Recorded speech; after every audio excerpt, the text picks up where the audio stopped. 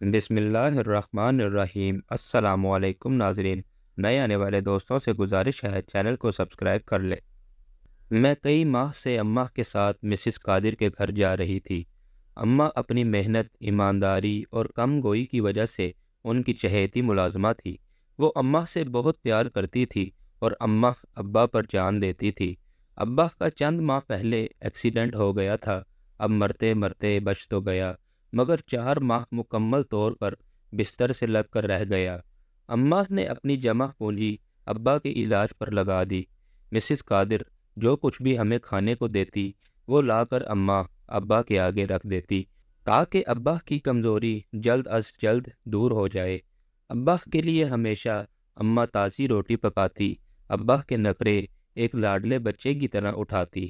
4 ماہ کی خدمت گزاری کے بعد ابا پہلے سے زیادہ تندرست ہو گیا تھا، کیونکہ پھر اس نے اماں کو پہلے سے زیادہ مارنا شروع کر دیا تھا۔ سارا دن اماں ماری ماری کام کرتی اور شام تک ابا چارپائی توڑتا، اور پھر گھر داخل ہوتے ہی اماں ابا کی خدمت میں لگ جاتی۔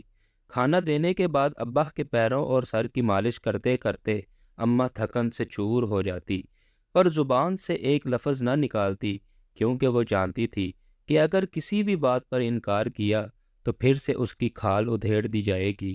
اکثر راتوں کو ابا گھر سے باہر ہی رہتا۔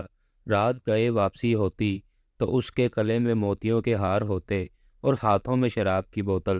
نشے میں دھت گھر آ کر ادم مچا دیتا، کبھی دائیں گرتا کبھی بائیں گرتا۔ بڑی مشکل سے اماں اس کو چارپائی تک لے جاتی، اس کے جوتے اتارتی اور پھر ابا کو صاف ستھری چادر اڑا دیتی، اور خود اماں برسوں پرانی زخموں سے بھری دکھوں کی چادر اوڑھ کر سونے کی کوشش کرتی۔ اس روز بھی گالی گلوچ کے بعد ابا نے اماں کی خوب پٹائی کی۔ اماں کا قصور اتنا تھا کہ اماں نے ابا سے کام کرنے کی التجا کی تھی۔ ابا کو یہ بات بہت ہی ناگوار گزری تھی۔ بس پھر اماں تھی اور ابا کی لاتیں، مکے اور لکڑی کا ڈنڈا۔ اماں ہمیشہ ابا کی مہر بہت ہمت سے کھاتی، چیخو پکار سے گریز کرتی، ڈرتی تھی کہ گھر سے باہر آواز گئی تو ابا کی بدنامی ہوگی۔ اماں پہلی بار اس دن چیخی جب ابا نے اماں کے پیٹ پر لکڑی کا ڈنڈا برسایا، کیونکہ میں اماں کے پیٹ میں تھی۔ مجھے بچانے کے لیے اماں چیخ چیخ کر آہو وزار کرتی رہی، واسطے دیتی رہی کہ پیٹ پر مت مار، مت مار، میرا بچہ مر جائے گا۔ شراب کی بوتل اماں کے سر پر توڑنے کے بعد بھی جب ابا کو تسلی نہ ہوئی تو مٹی کا تیل اماں پر ڈال دیا، مگر بوتل کی نوک ابا کے ہاتھ میں کھب گئی اور ہاتھ زخمی ہو گیا تھا، اس لیے صحیح طرح ماچس نہ جلا پایا۔ اس دوران محلے والے آ گئے اور بیچ بچاؤ ہو گیا۔ وہ قیامت کی رات میرے اور اماں پر بہت بھاری تھی، پر ادھر تکلیف دہ رات گزاری، ادھر اماں پھر کام کے لیے نکل کھڑی ہوئی۔ اماں کے دن کا آغاز صبح سویرے ہوتا۔ سب کو ناشتہ دے کر میں اور اماں مسز قادر کے گھر کا رخ کرتے۔ اماں کی یہ عادت تھی کہ مسز قادر کے گھر میں داخل ہوتے ہی سلام کرتی اور ساتھ ہی پوچھتی کہ صاحب گھر پر ہیں۔ اگر ان کا جواب نہیں ہوتا تو اماں چادر اتار کر اپنا کام شروع کر دیتی، اور اگر جواب ہاں میں ہوتا تو اسی چادر کو اچھی طرح اپنے گرد لپیٹ لیتی اور کام کا آغاز کیا جاتا۔ مگر اس دن اماں نے یہ سوال داغے بغیر ہی کام میں لگ گئی۔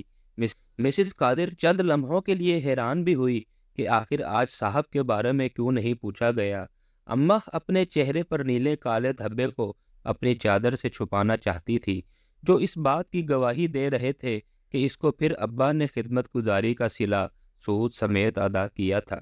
اماں ہمیشہ سے ہی اپنے دکھوں کو اپنے تک رکھنے کی عادی تھی۔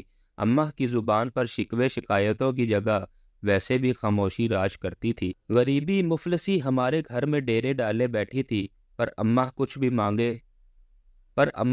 بھی مانگنے سے گریز کرتی تھی۔ دکھوں کے پیوند اس کی زندگی میں نمایاں تھے، ضروریات زندگی کی کمی اس کی جوانی کو بوڑھا کر چکی تھی۔ وہ ہر پریشانی کو قسمت کا لکھا مان کر سر جھکانے کی عادی ہو چکی تھی۔ اس روز بھی اس چادر کے نیچے اپنے دکھوں کی داستان کو سمیٹنے کی ہمت کر رہی تھی کہ اچانک جب چادر اماں کے سر سے ڈھلکی تو اماں کا زرد چہرہ اور اس پر نیلے کالے دھبے اس کے دکھوں کو بیان کرنے کو کافی تھے۔ اس سے پیشتر مسز قادر اماں سے سوال کرتی، اماں بول اٹھی، باجی رات سیڑھیوں سے گر گئی تھی، سر اور چہرے پر چوٹ آئی ہے۔ اماں کی اس وضاحت کے بعد انہوں نے بس اتنا پوچھا، اور تمہارا بچہ؟ اماں نے کہا کہ باجی رات بھر سے کوئی کسی قسم کی حرکت نہیں محسوس ہوئی۔ اس پر اماں کے آنسو اس کی آنکھوں کے نیچے برسوں گہرے حلقوں کی گہرائی کو پار کرتے ہوئے چادر میں جذب ہو گئے۔ مسز قادر نے اماں کو ساتھ لیا اور ہسپتال کا رخ کیا۔ اماں اس حقیقت سے بے خبر تھی جو مجھ پر گزر چکی تھی۔ اس کو ابھی تک اندازہ نہ تھا کہ میں اس دنیا میں آنے سے پہلے ہی دنیا چھوڑ چکی ہوں۔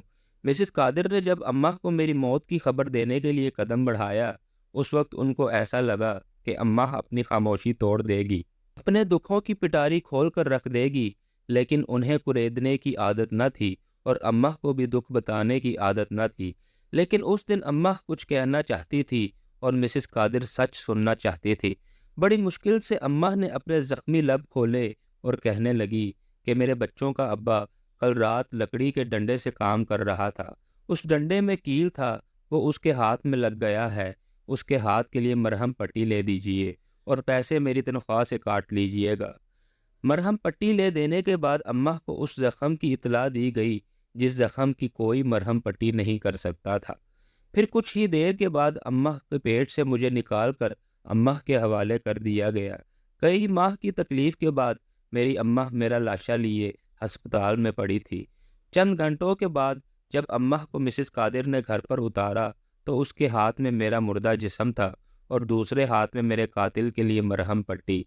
نہ تو میرے قتل پر واویلا مچا، نہ ہی کورٹ کچہری کے چکر لگے۔ مجرم کو سنگین جرم کی سزا دینے کی بجائے اس کو بن مانگے معافی دے دی گئی۔ اماں نے مجھے چوما اور میری موت پر شکرانے کے 2 نفل مانگے، اپنے رب کا شکر کیا کہ میں اس دنیا میں نہیں آئی، ورنہ ایک دن میں بھی نشے میں دھت انسان کی مار کھا رہی ہوتی۔ کیا کوئی انسان اتنا بھی برا ہو سکتا ہے؟ جو کچھ میری اماں کے ساتھ ہوا، میرے باپ نے کیا، کیا وہ صحیح تھا یا غلط؟ ناظرین، اس ویڈیو کو اپنے دوستوں کے ساتھ شیئر کریں تاکہ ہم لوگوں کی زندگی میں آسانی پیدا ہو سکے۔ چینل پر نئے ہیں تو لازمی سبسکرائب کر لیں۔ شکریہ۔